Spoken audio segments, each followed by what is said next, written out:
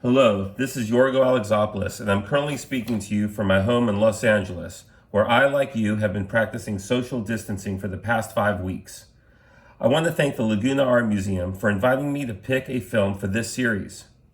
Given that we cannot be together to screen this film, they have asked me to say a few words about my pick.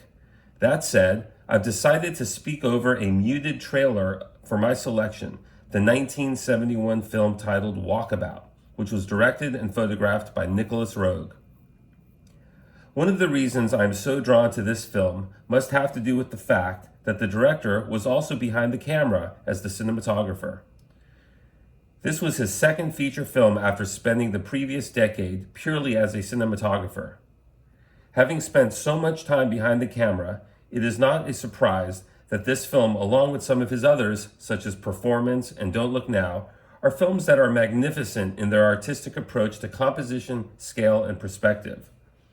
Nicholas Roeg transforms this amazing screenplay about isolation and survival in the Australian Outback into a visual tour de force, combining spectacular landscape, exotic wildlife, and does an incredible job directing a small cast who ultimately deliver a performance that highlights the bizarre communication between two polar opposing societies.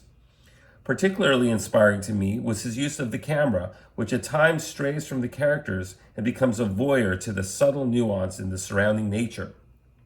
I love the plot, which is somewhat of an archetypal hero journey. The main characters, a young brother and sister, find themselves out of place and in trouble as they attempt to navigate the treacherous Australian outback, only to be saved by a young Aboriginal boy who helps find their way back to civilization, but only after they observe his own journey of transformation from boy to man as their paths cross on his walkabout. I hope you enjoy the film.